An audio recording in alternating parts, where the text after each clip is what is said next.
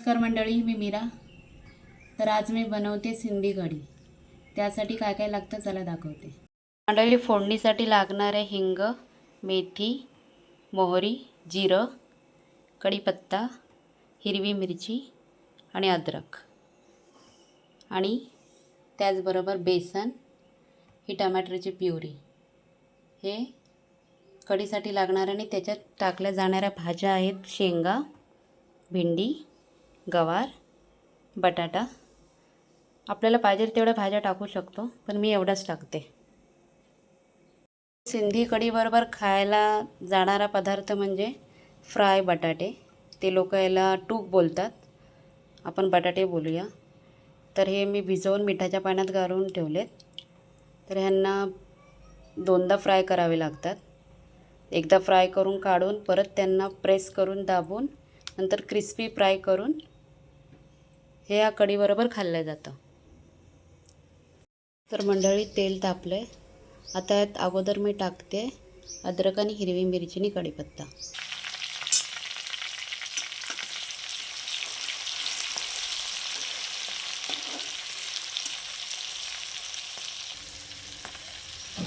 आता हिंग ही फोडणी.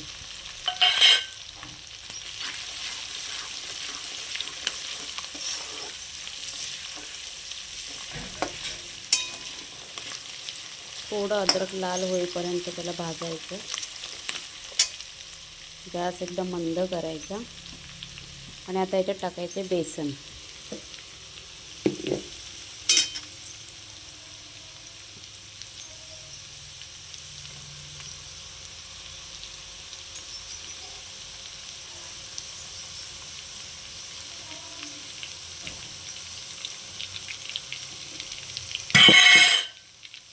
आता हे चांगलं मंद आचेवरती भाजायचं बेसन.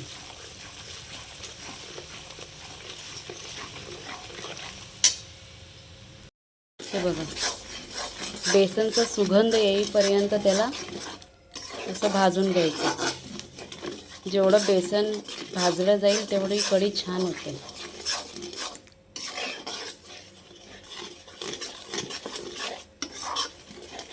थोडं ब्राऊन झालं पाहिजे. बेसन भाजून झालं आहे बघा, कलर.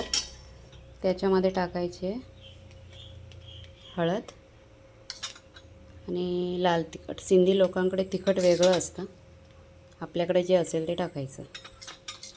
हे आमच्याकडे आहे ते कलरचे. ते टाकून परत भाजायचं.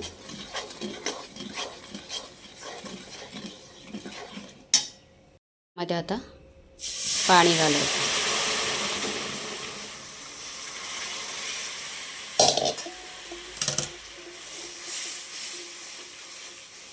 बघा किती छान कलर आला आहे.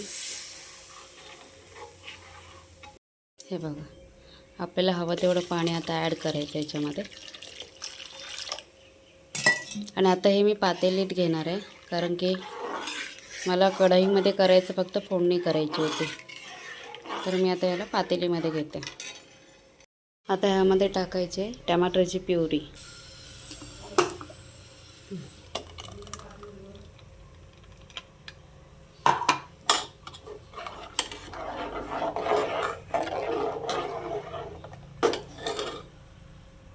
त्यात टाकते चिंचेचं पाणी.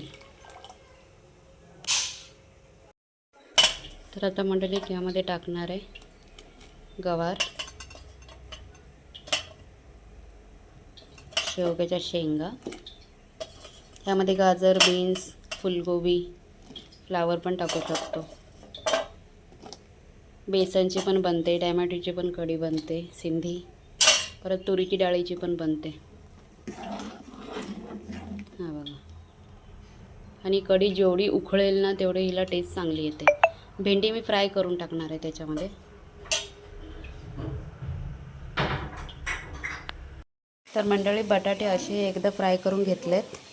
त्यांना हलक्या हाताने थोडा दाब द्यायचा, म्हणजे प्रेस करायचे. आणि जेवायच्या आधी, कढी भात खायच्या आधी फ्राय करायचे. हे बघा, हे असे घेऊन असे प्रेस करायचे आणि यांना परत एकदा फ्राय करायचे. मंडळी कढी अशी उकळते आता, मी त्यामध्ये टाकते भेंडी फ्राय. आता ही भेंडी फ्राय केलेली लास्टला त्याच्यात टाकते. फ्लावर वगैरे पण फ्राय करून टाकले, गाजर टाकले, छान होते. घरात कोणी खाणार नाही म्हणून मी टाकत नाही आहे.